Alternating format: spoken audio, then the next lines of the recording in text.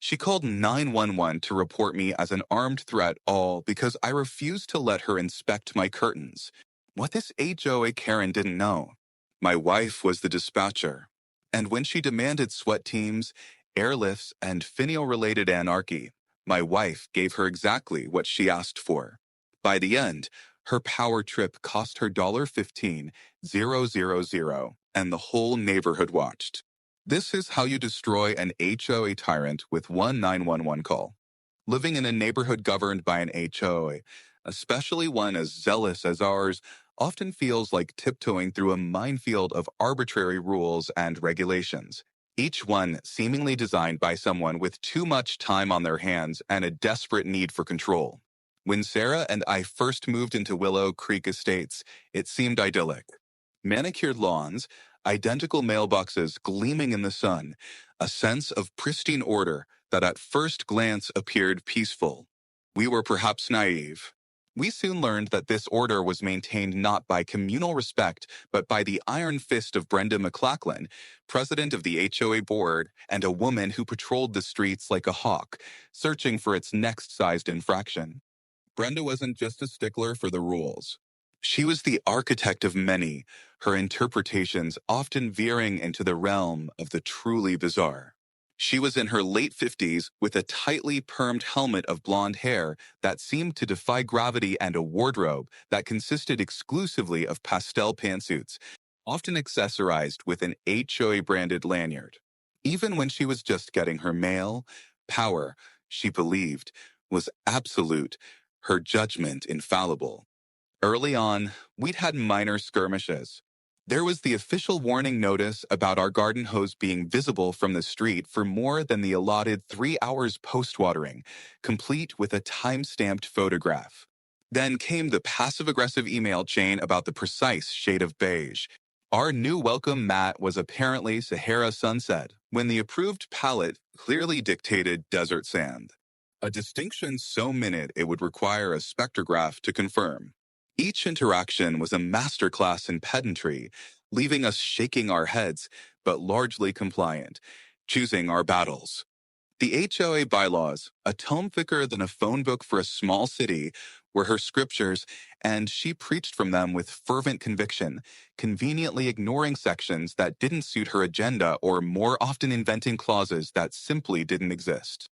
Her favorite targets were newer residents, those not yet beaten down by her relentless oversight, or those who, like me, occasionally displayed the temerity to question her authority by, say, asking to see the specific rule in writing. This, in Brenda's world, was tantamount to heresy. She had this unnerving habit of peering into windows if she was walking by.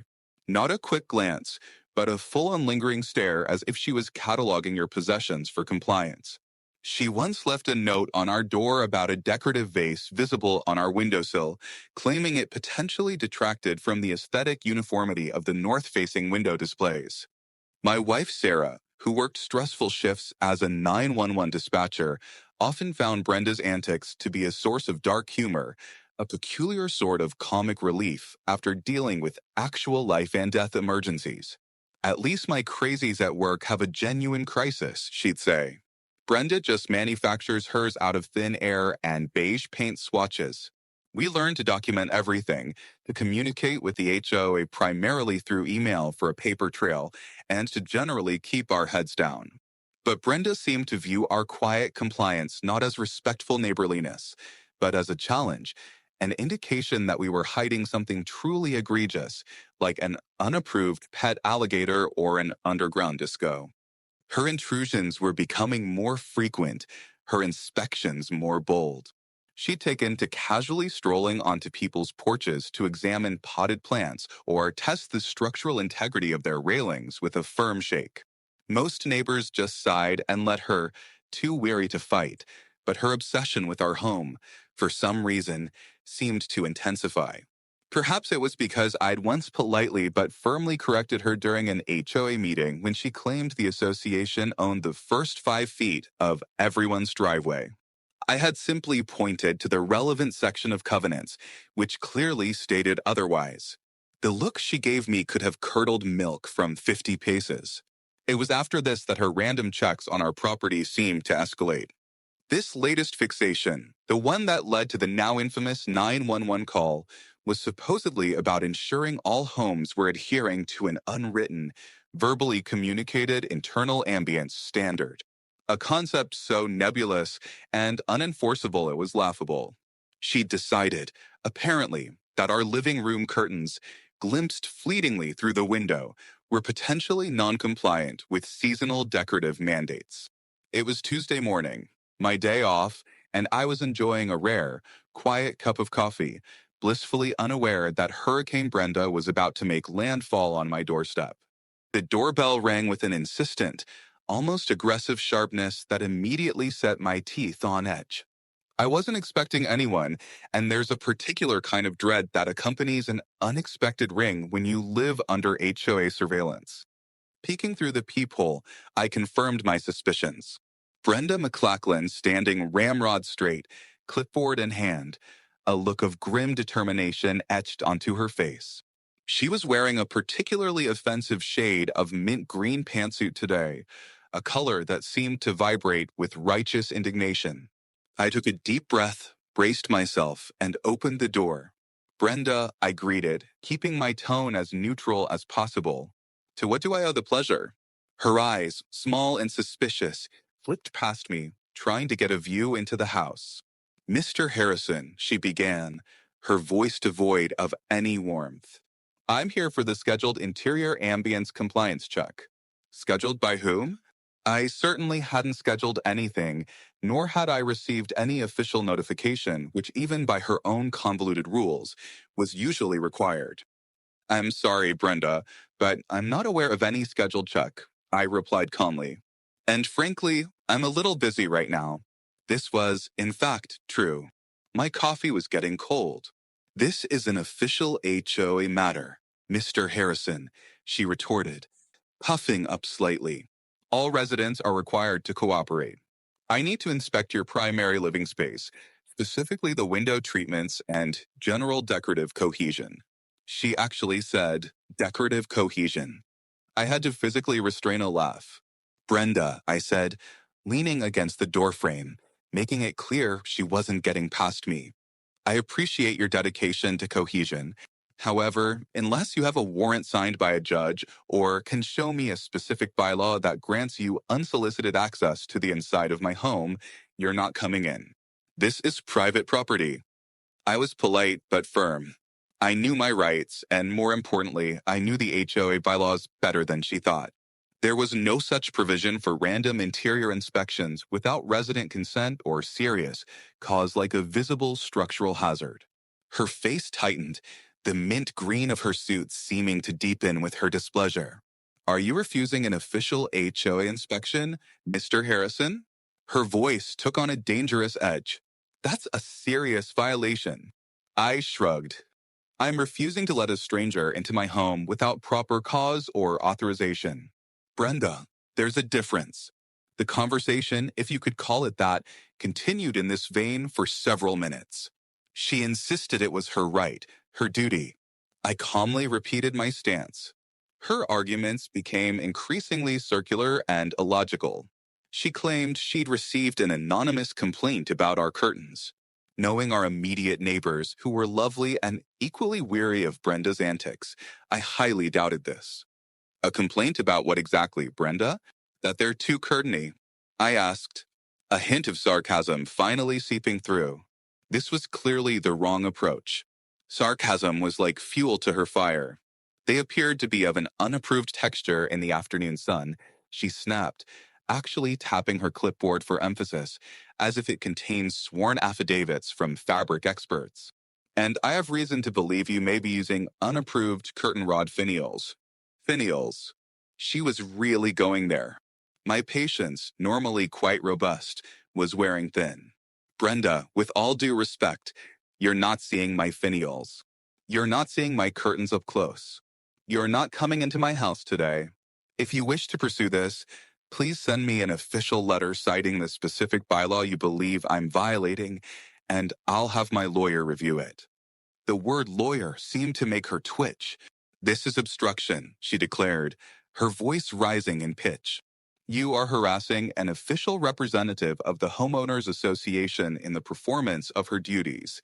I am feeling threatened by your aggressive posture. I hadn't moved from leaning against the doorframe.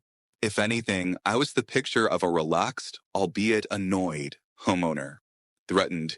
Brenda? I'm standing on my own property, asking you to respect my privacy. The only one being aggressive here is you, demanding entry into my home without any legal basis. It was then that she uttered the fateful words, her eyes glittering with a vindictive sort of triumph. Well, Mr. Harrison, if you're going to be uncooperative and hostile, I have no choice but to call the authorities. We'll see what they have to say about your behavior. She whipped out her phone with a flourish, thumb jabbing at the screen. A small, wicked part of me, knowing Sarah was very likely working the dispatch desk this morning, almost wanted her to. Go right ahead, Brenda, I said, my voice surprisingly calm. Call them. Explain to them that you're demanding to inspect my curtain finials and that I'm harassing you by politely declining on my own property. Her face contorted with rage. Oh, I will. And I'll tell them you're dangerous. You wouldn't want your neighbors to think you're some kind of troublemaker, would you? She held the phone to her ear, glare fixed on me, waiting for me to crack, apologize, to throw open my doors and beg her to inspect every lampshade and throw pillow. I just looked back, my expression unreadable, and waited. The battle lines were drawn. The curtains and indeed the finials were about to become the least of her concerns.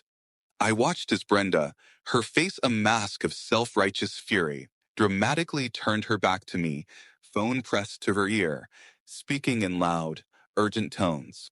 I couldn't hear every word from where I stood in my doorway, but phrases like uncooperative resident, refusing entry, aggressive demeanor, and feeling unsafe drifted back to me, punctuated by her indignant gasps.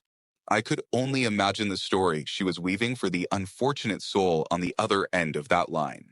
A Tony Award-worthy performance of a damsel in deep, imminent distress. 911, what's your emergency? Sarah had answered, her voice the epitome of calm professionalism. Yes, this is Brenda McLachlan, HOA president at Willow Creek Estates. Brenda shrieked, apparently bypassing any preamble. I am being harassed and threatened by a resident at 125 Willow Creek Drive. He's refusing to comply with HOA regulations and is acting very erratically. I need police assistance immediately. Sarah, recognizing our address instantly, had to mute her microphone for a split second to stifle a chuckle. She typed our address into the system, a little green light confirming it as our home. Her fingers flew across the keyboard, starting an incident log. Okay, Miss McLachlan, Sarah said, her tone perfectly even, betraying none of her amusement. Can you tell me exactly how he is harassing and threatening you? He won't let me in his house, Brenda practically screeched. I'm here for an official inspection, and he's blocking the door. He's being incredibly hostile, and I'm genuinely concerned for my safety. He might be unstable.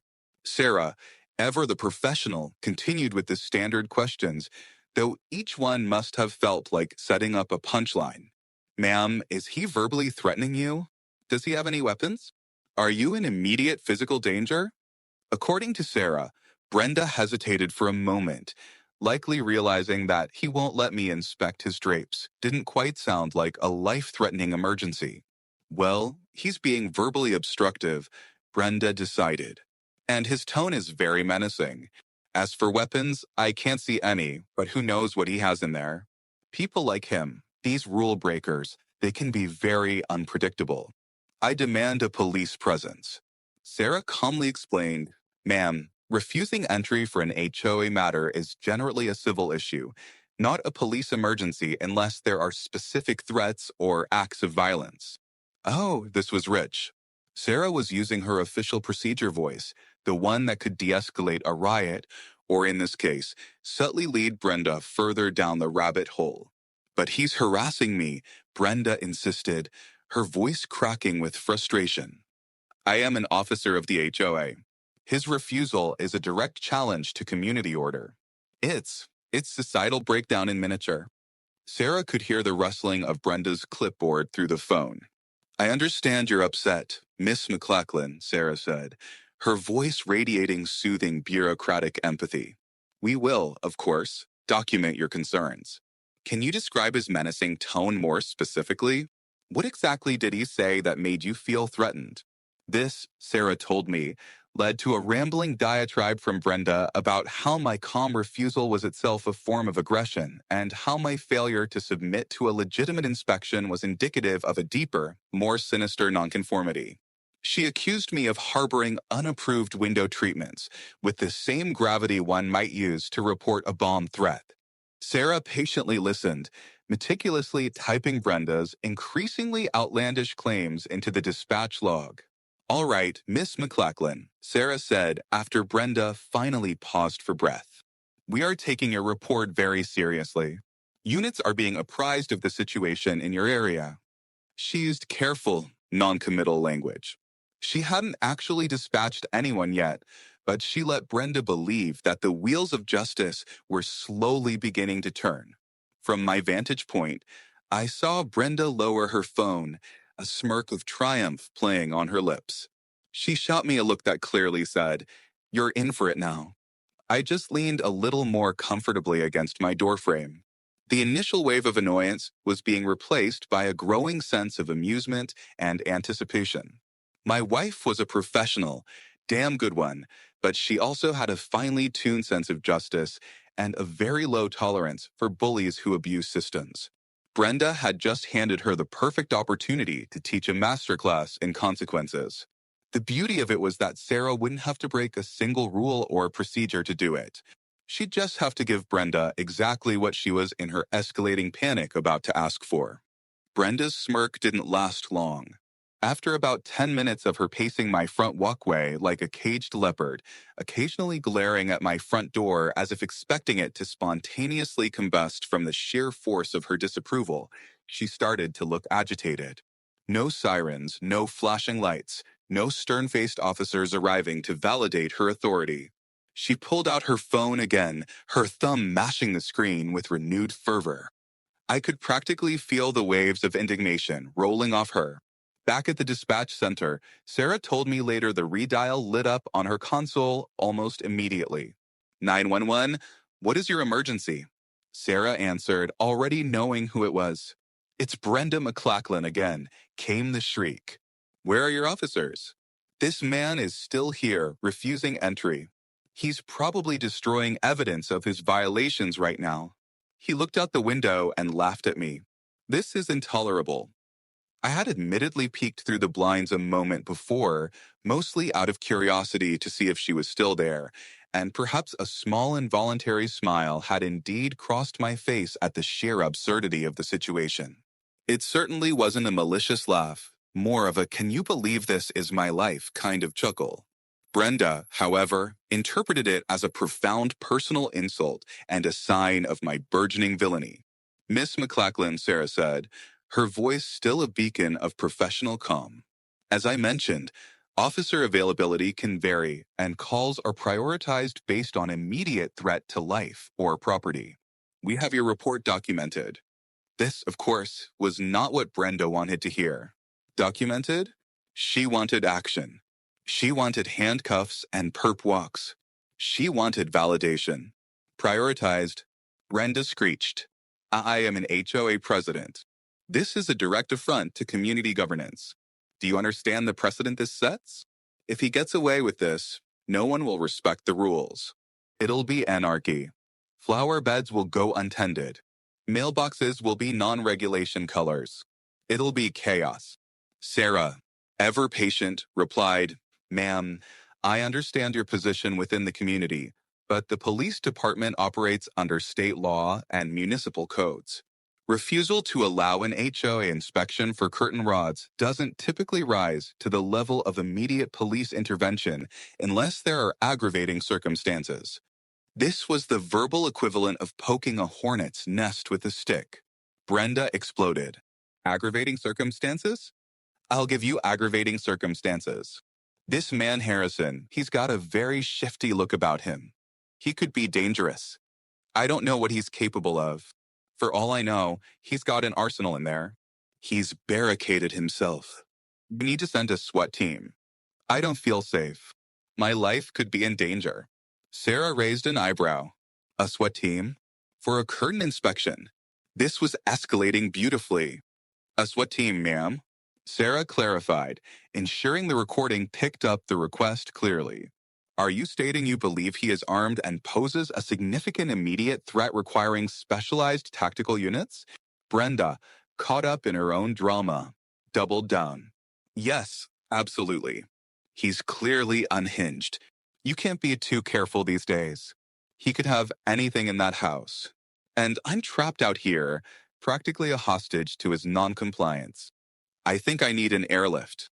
I'm feeling faint. The stress is overwhelming. He's creating a hostile environment that could trigger a medical episode for me. Yes, an airlift and special forces. That's what's needed here. This is a serious threat to public order and, frankly, to my continued existence. Sarah had to bite the inside of her cheek to keep from laughing out loud. An airlift? Special forces? Because of window finials and a perceived shifty look? Brenda had truly outdone herself. She was no longer just a petty tyrant. She was a delusional one. All right, Miss McLachlan, Sarah said, her voice taking on a new note of gravity that was entirely genuine, though perhaps not for the reasons Brenda imagined. You are now stating that you believe the resident is potentially armed, has barricaded himself, poses a threat requiring tactical intervention, and that you require medical extraction due to the severe stress of the situation. Is that correct? Yes, exactly, Brenda exclaimed, oblivious to the trap she was so enthusiastically setting for herself. Send everyone. Spare no expense. This menace needs to be dealt with, and I need to be rescued from this suburban siege. Okay, Miss McLachlan, Sarah confirmed, her fingers flying across the keyboard, updating the call notes with meticulous detail, highlighting keywords like armed, barricaded, SWAT, special forces, airlift, medical emergency, stress-induced. Based on your updated assessment of the escalating threat and your request for specialized units and medical assistance, we will now dispatch the appropriate resources. Please remain on the line if possible and stay in a safe location. Sarah then, with a serene smile, began the process. She conferenced with her supervisor, relaying Brenda's precise words and fears. The supervisor, after a moment of stunned silence, likely looked at the call history, saw it was a civil dispute originally, and then at the updated information, which now, thanks to Brenda's own embellishments, painted a picture of a potential major incident. Standard operating procedure for such claims, especially with a caller insisting on that level of threat, was to err on the side of caution and dispatch a significant response, then downgrade, if necessary, once units were on scene. But Sarah, knowing the full context, simply let the procedure unfold as per Brenda's own dramatic script. The appropriate resources were about to descend on Willow Creek Estates, and Brenda was about to get the emergency she so desperately craved, just not in the way she envisioned. The first indication I had that Sarah had truly taken Brenda at her word, or rather her increasingly unhinged series of demands, was a distant siren. Just one at first, growing steadily louder. Brenda, who was still pacing my lawn, phone clutched to her chest like a religious relic, perked up immediately. A look of grim satisfaction spread across her face. See, she mouthed at my window, though I hadn't moved. They take my safety seriously. Then another siren joined the first, then a third. The chorus grew, an urban symphony of impending officialdom. My quiet suburban street, usually only disturbed by the hum of lawnmowers or the occasional ice cream truck, was rapidly turning into the focal point of a major emergency response. First, two police cruisers screamed around the corner, lights flashing and pulled up diagonally across the street, effectively blocking traffic. Officers emerged, hands on their holsters, assessing the scene. Brenda, now practically vibrating with vindication, started waving at them frantically, pointing at my house. "He's in there. He's the dangerous one," she yelled, her voice carrying clearly across the distance. Before those officers could even make their way towards her, another cruiser arrived. Then a larger police SUV, kind they usually reserved for supervisors or tactical gear. Neighbors drawn by the commotion started to appear on their porches and sidewalks, their faces a mixture of alarm and confusion. Mrs. Pine Henderson from across the street, a sweet elderly lady who baked us cookies when we moved in, looked particularly distressed. Then came the low rhythmic wump wump that could only mean one thing. I looked up and sure enough, a news helicopter. No, wait. That was a police helicopter. Circling low overhead, its downdraft rustling the leaves on trees and sending Brenda's carefully sculpted hair into a frenzy. A searchlight briefly panned across my front yard before moving to illuminate the general area. This was beyond anything I could have imagined. Brenda was ecstatic. She was practically preening. This, in her mind, was the ultimate validation. The cavalry had arrived, not just cavalry, but air support. She was clearly envisioning her triumphant recounting of this at the next HOA meeting, detailing how her bravery and quick thinking had neutralized a major threat to Willow Creek Estates. Several more officers were now on scene, fanning out, taking positions. Some were speaking into their radios. Others were attempting to approach Brenda, who was trying to direct the operation like a general deploying her troops. "Cure the perimeter," she commanded, gesturing vaguely towards my prize-winning azaleas. He could try to escape through the back. He's cunning. A fire truck, siren wailing, then rumbled up the street, parking a little way down. Not because there was a fire, as Sarah later explained, but because in a potential barricaded subject with unknown threat scenario, EMS and fire are often staged nearby for scene safety, medical standby, and potential breaching assistance if ordered. Breaching assistance for curtain finials. The absurdity was reaching epic proportions. Two paramedics also emerged from an ambulance that had quietly pulled up, looking around with an air of, "What fresh madness is this?" I decided it was probably a good time to step outside, hands clearly visible, before they actually considered sending in a battering ram for my unapproved curtains. I opened my front door slowly and stepped onto the porch, holding my hands up, palms open. "Officers," I called out calmly. "I'm the resident here, Mark Harrison. I believe there's been a significant misunderstanding." One of the more senior-looking officers, a sergeant by his insignia, approached cautiously, his partner covering him. "Sir, we received a call about a disturbance, potentially hostile individual possibly armed." "That you?" he asked, his eyes assessing me. "That would be me, according to Ms. McLachlan over there," I said, gesturing with my head towards Brenda, who was now trying to argue with another officer, insisting they needed to storm the residence. "The only hostility, Sergeant," I continued, "was my refusal to allow her to enter my home without cause to inspect my curtains." She then called 911. The sergeant looked from me to Brenda, then back to me. A flicker of something, exasperation, understanding, crossed his face. "Curtains, sir? And apparently your curtain rod finials are also a point of major contention." I added, "She also claimed you were barricaded and requested special forces and an airlift for herself." Another officer who had joined the sergeant chimed in, reading from a notepad. He sounded like he was trying very hard not to smile. I just spread my hands. "As you can see, no barricades, just me, my coffee, and allegedly non-compliant window treatments." The sergeant sighed, a long, weary sound. He looked over at Brenda, who was now gesticulating wildly, her voice rising as she demanded to speak to whoever was in charge of this woefully inadequate response. The sheer scale of the deployment, the multiple police cars, the fire truck, the ambulance, the freaking helicopter circling overhead was now beginning to look less like a testament to Brenda's importance and more like a monumental overreaction to, well, to Brenda. The neighbors were watching, mouths agape. The focus was slowly but surely shifting from the dangerous resident to the increasingly unhinged-looking HOA president demanding a special forces team to deal with a decorating dispute. The grand arrival was complete, and Brenda, basking in the glow of a dozen flashing emergency lights, was about to have her spotlight moment, just not the one she'd anticipated.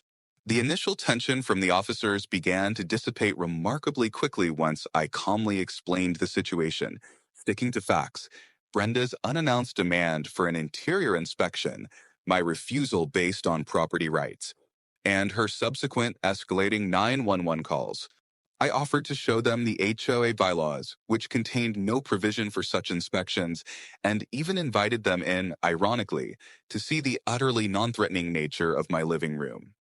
The sergeant politely declined the interior tour, but he did take a cursory look from the doorway, noting the distinct lack of barricades, weapons, or any sign of a struggle, hostage situation, or societal breakdown in miniature.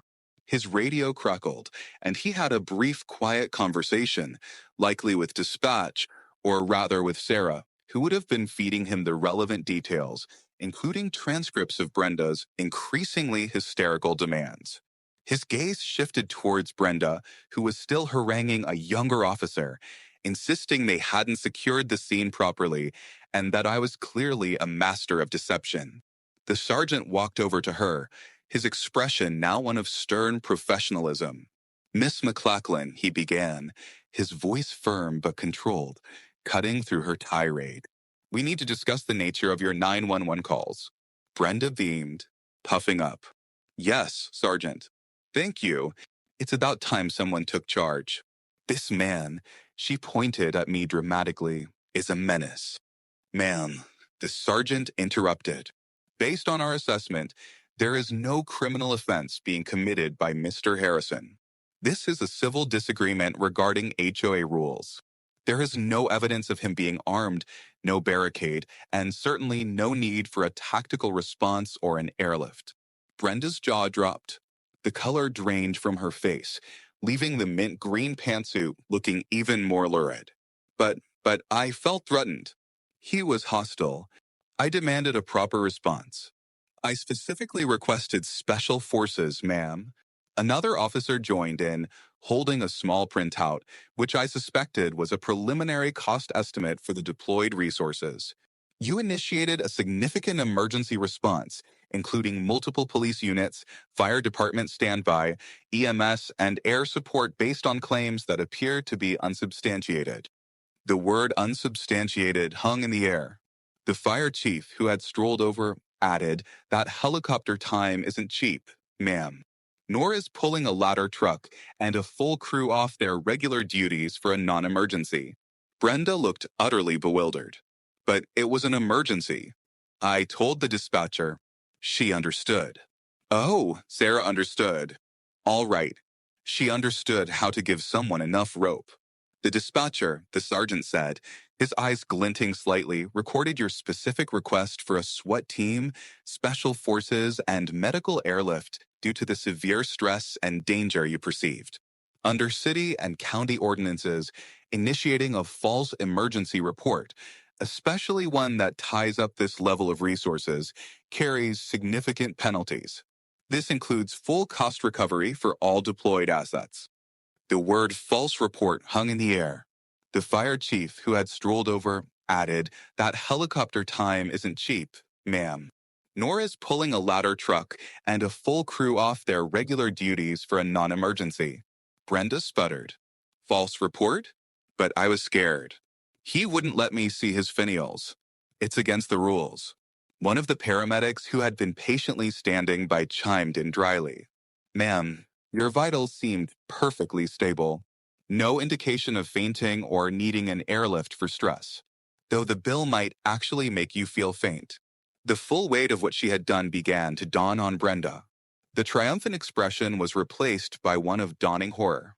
The neighbors were still watching, no longer with alarm, but a kind of fascinated, slightly horrified amusement. Whispers were starting to ripple through the small crowd. She called all this for curtains. I heard Mrs. Henderson murmur to her husband, who was shaking his head. The reckoning had truly begun. Over the next few weeks, the fallout was spectacular. Brenda was formally cited for misuse of emergency services and filing a false report. The city council, who had recently enacted stricter penalties for such abuses after a string of swatting incidents, made an example of her. The bill she received was staggering. Sarah, with meticulous professionalism, had ensured every single cost was itemized: person hours for each officer, vehicle mileage, fuel for the helicopter, which, as the fire chief noted, burned through it at an alarming rate. Administrative fees for processing the false alarm, even the cost of the paramedic unit that had been on standby. It totaled well into the 5 figures.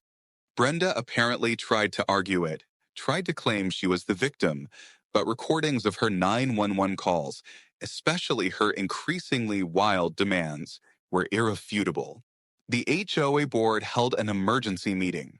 Faced with the public humiliation, the city fines, and the potential for the HOA's own insurance rates to skyrocket due to her actions, Brenda was unanimously voted out as president. They even initiated proceedings to have her personally cover any costs the HOA might incur as a result of her fiasco.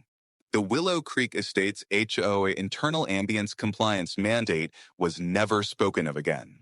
Our curtains and finials remained blissfully uninspected. Sarah and I watched it all unfold with a quiet sense of vindication. She never once broke protocol. She simply facilitated Brenda's own self-destruction by giving her exactly what she insisted she needed. The best part was knowing Brenda knew, or at least suspected, who that calm dispatcher had been, but could never prove any malicious intent on Sarah's part. Sarah had simply been an exemplary professional, responding to a citizen's stated fears and requests with utmost seriousness.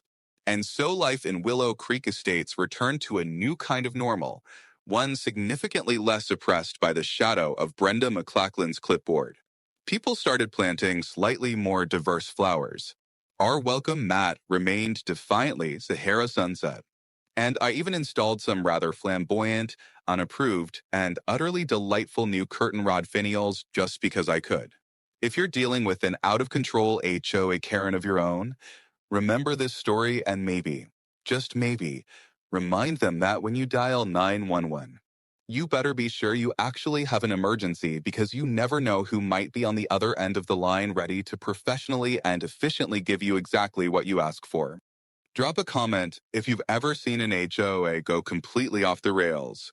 I'd love to hear I'm not alone.